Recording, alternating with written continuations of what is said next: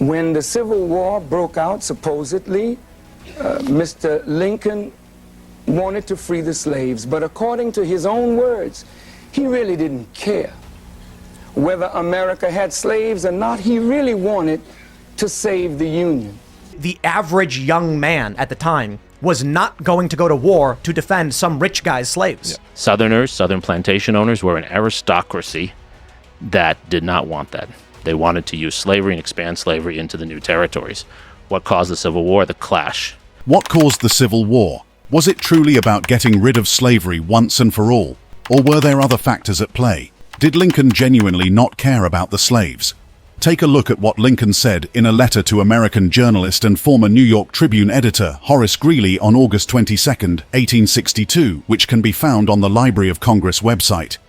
The controversial part is transcribed as, "If I could save the Union without freeing any slave, I would do it." That controversial line may just be enough proof that Lincoln only cared about keeping the Union of the United States and not to free the slaves. But there's actually more to it than just that. As we uncover the reality behind those words, let's first take a moment together to learn what the Civil War truly was, the theories revolving around it, and the real agenda behind it. The American Civil War stands as one of the most defining and consequential moments in United States history and in the history of the black community. Lasting from 1861 to 1865, it was a time when the nation was torn apart, with families and communities divided by conflicting loyalties.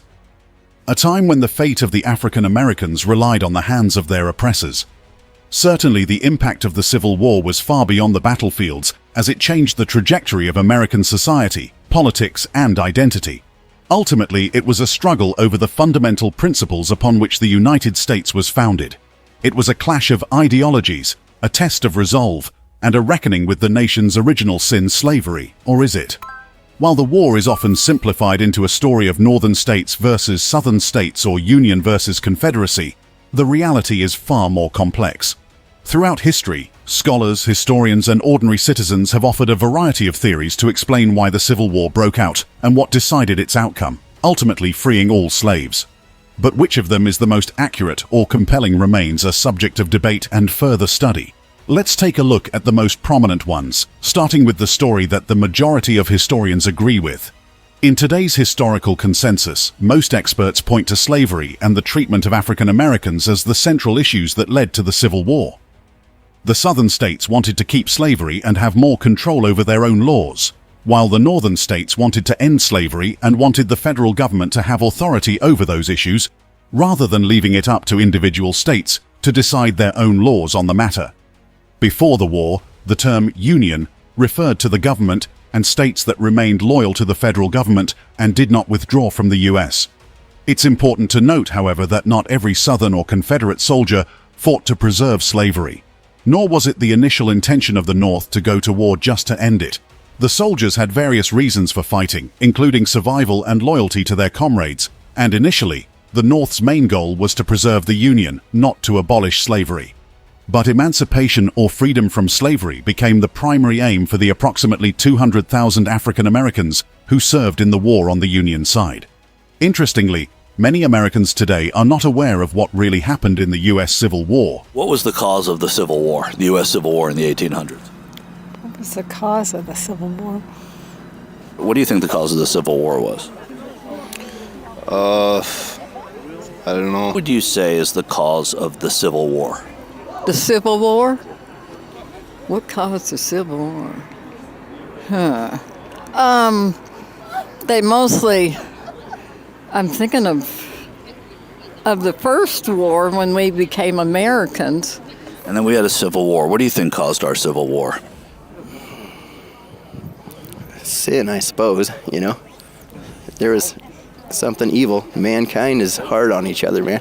Or how slavery originated in the land. Perhaps it is a sign of apathy, or maybe just a shortcoming of educational systems. Trump supporters, clueless about what caused the Civil War. The roots of the slavery crisis can actually be traced back to the nation's founding. When European settlers arrived in the Americas in the 1500s, they brought with them a system of slavery. As other sources of cheap labor became scarce, white settlers increasingly turned to African slaves. By the early 1700s in British North America, slavery was predominantly African. Southern plantations relied on slave labor to produce lucrative crops like tobacco, rice, and indigo, which fueled the profitability of the American colonies. Many northern merchants also profited from the slave trade or the products of slave labor. Although slavery existed in all 13 colonies at the start of the American Revolution in 1775, some Americans, particularly those of African descent, recognized the contradiction between the Declaration of Independence's assertion of human equality and the reality of slavery. In response, northern states began to phase out slavery after the Revolution, while the future of slavery in the South remained uncertain, with hopes that it might eventually fade away there as well. But when the U.S. Constitution was drafted in 1787, the influence of slaveholders and those who benefited from slavery couldn't be ignored. Even though slaves themselves couldn't vote, Southern white landowners argued that slave labor was important for the sake of the nation's prosperity. As a result, the Constitution included provisions like the infamous 3/5 clause, which counted each slave as 3/5 of a person for the purposes of representation in Congress and the Electoral College. This gave the South more political power than it would have had based solely on its free population. The Constitution also included a fugitive slave law and set 1807 as the earliest year for Congress to consider ending the importation of slaves from Africa. But just when the thought of freedom for the slaves was coming into fruition, the explosion of global demand for cotton became the disruptive factor. In the early 1800s, cotton industry became a rise in the South. With the lucrative cotton industry booming, many white Southerners became convinced that slavery was essential to their prosperity and way of life. As a result, any hope that slavery might naturally fade away in the South vanished, and the institution became deeply ingrained in Southern society and economy.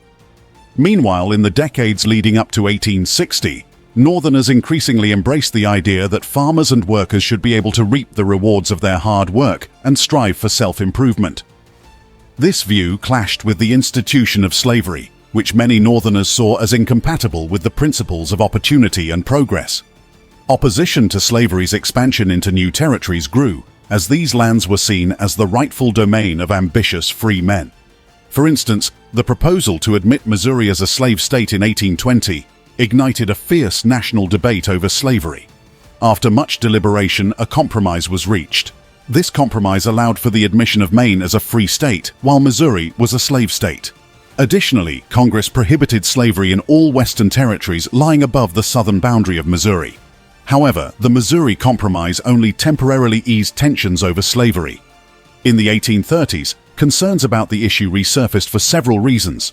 Firstly, a small but vocal group of abolitionists emerged in the North, advocating for the immediate end of slavery. Secondly, the Nat Turner Slave Rebellion in Virginia in 1831 heightened tensions, with white Southerners blaming Northern abolitionists for encouraging slave revolts.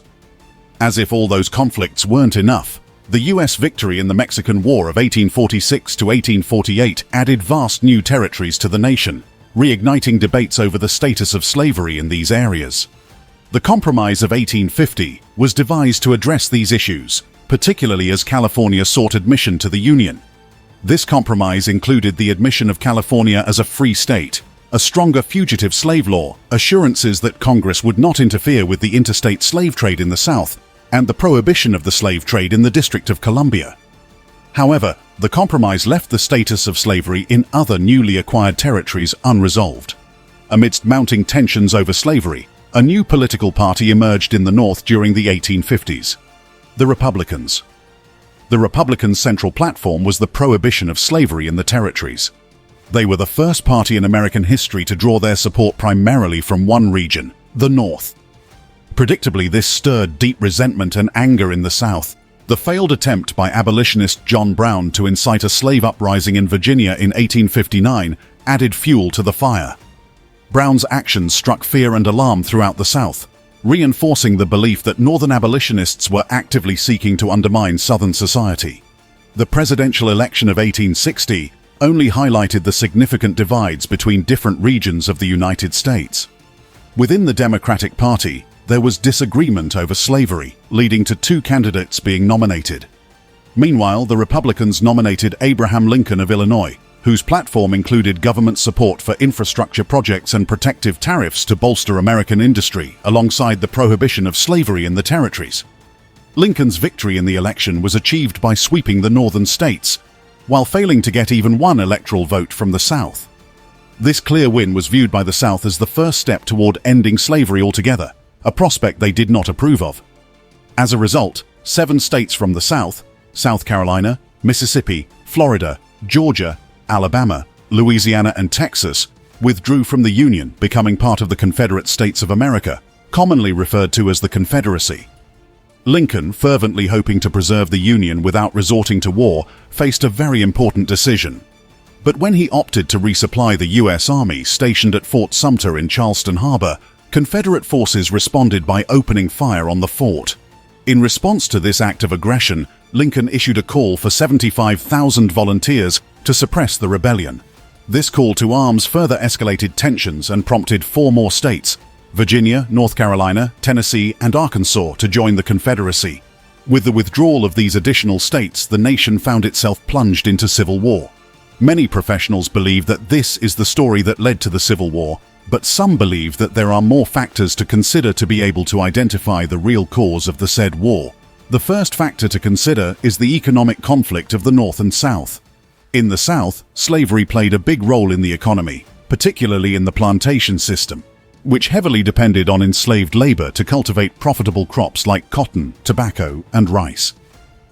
Meanwhile, the North was experiencing rapid industrialization, with a shift towards manufacturing and urbanization.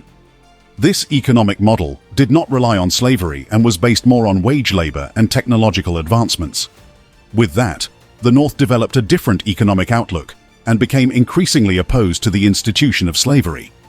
These economic differences created tensions between the North and South, as each region had contrasting views on the role of slavery in society and the economy.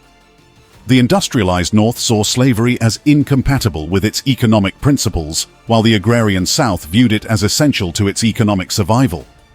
As the North and South diverged economically, conflicts arose over issues such as tariffs, taxation, and the expansion of slavery into new territories.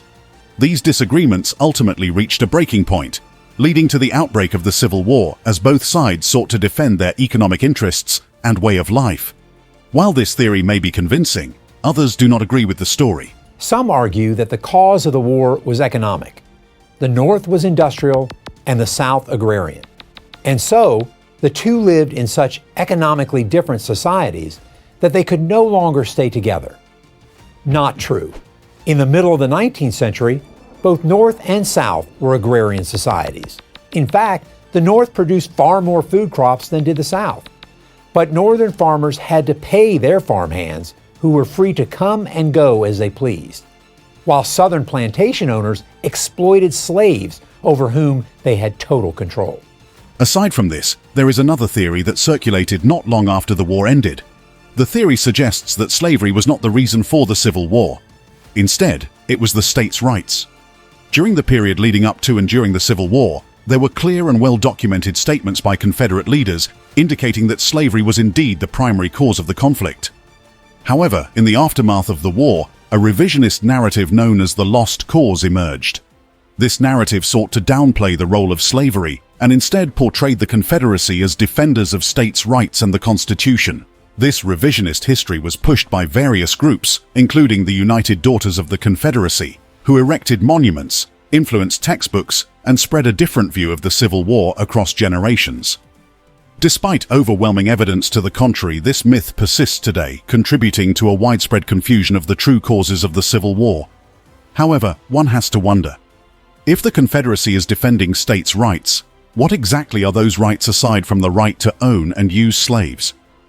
In many southern states, people had various reasons for fighting in the Civil War. While some were wealthy plantation owners who owned slaves, not everyone who fought for the Confederacy was in that position. Many of them were ordinary people who felt a strong sense of loyalty to their state and saw the war as a defense against what they perceived as Northern aggression. One interesting point is that the war wasn't solely about slavery for everyone. For some, it was more about standing up to what they felt was unfair treatment by the North. They saw themselves as defending their homes and families rather than fighting to preserve slavery. Some historians also compare the Civil War to the American Revolution, emphasizing the issue of states' rights. They argue that the South believed it had the right to leave the Union if it wanted to, while the North disagreed. This difference of opinion is believed by some to have ultimately led to war. It's reasonable to assess that no Confederate soldier fought for the right to own slaves, as none of them did. It was only a very small portion of wealthy plantation and factory owners who did. The soldiers were not mobilized under the view that slavery must be defended. They were mobilized under the view that Union soldiers were rampaging through their state and threatening their families. Now, after hearing different sides of this story, it's time to go back to what Lincoln had said. "If I could save the Union without freeing any slave, I would do it." This quote, widely circulated on social media platforms, was clarified by a Reuters article, revealing that while Lincoln did utter these words, their context differs significantly from the prevailing perception, with many wrongly assuming Lincoln opposed the freedom of the slaves. The complete sentence in the letter emphasizes that Lincoln considers not freeing slaves as just one possible approach among others, such as freeing all slaves. He expresses his primary goal as preserving the Union, stating that if he could achieve this without freeing any slaves, he would do so. Here are his exact words. "My paramount object in this struggle is to save the Union, and is not either to save or to destroy slavery. If I could save the Union without freeing any slaves, I would do it. And if I could save it by freeing all the slaves, I would do it. And if I could save it by freeing some and leaving others alone, I would also do that. What I do about slavery and the colored race, I do because I believe it helps to save this Union." By the time he wrote those words, Lincoln had already decided on the final option, which involved freeing some slaves while leaving others alone, as outlined in the Emancipation Proclamation. He presented this proclamation to his cabinet a month before writing the letter. While the quote is confirmed to be from the letter to Greeley, experts agree that its meaning is best interpreted within the context of its historical and written background. In the letter, Lincoln affirms his belief that his main obligation as president during the Civil War is to preserve the Union. By emphasizing the importance of maintaining the Union as his primary responsibility and goal, Lincoln aims to contextualize anti-slavery efforts within the broader scope of his duties and the North's objectives in the war. His words were not exactly empowering for African Americans, but contrary to some interpretations, Lincoln is not indicating a preference for inaction against slavery. It was even believed that this public letter intended to persuade the Northern public that it was possible to take action against slavery, an idea that freeing the slaves could help bring the Union back together. But of course, even the Emancipation is not free of controversy. The Emancipation Proclamation, issued by Lincoln during the Civil War, had limited impact on freeing enslaved individuals as it didn't apply to loyal border states or areas under Union control. Despite its shortcomings, it spurred abolitionist efforts. Around 200,000 black men served in the Union forces during the war, and Lincoln advocated for their right to vote. The 13th Amendment, ratified after Lincoln's death, ultimately ended slavery nationwide. While this may seem like the perfect ending in a history book, one thing not discussed enough is what happened after emancipation. The reality of actually freeing the slaves was far more complicated. You would think that once freed, the slaves would leave the plantations as fast as possible. However, many ex-slaves, especially older ones, decided to stay and made deals with their former masters to work for pay. In some cases, the news of emancipation led to immediate departures from the plantations, especially among younger, healthier individuals who quickly became part of the Union Army through Union recruiters that informed the slaves of their freedom. These recruiters' actions, and those of others, spread the word of emancipation to thousands of slaves. There was this initial joy followed by anxiety among ex-slaves over the responsibilities of freedom.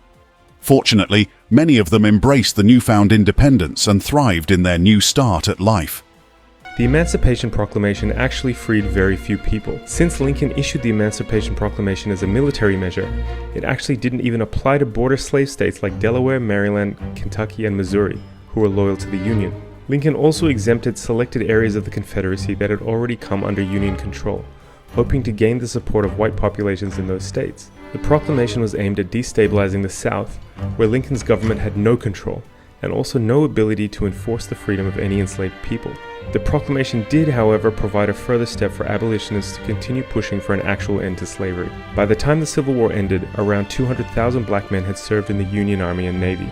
In his final speech in 1865, Lincoln argued that any black man who had served the Union during the Civil War should have the right to vote. It was the 13th Amendment, adopted on December 18, 1865, after Lincoln's assassination, which more comprehensively ended the institution of slavery.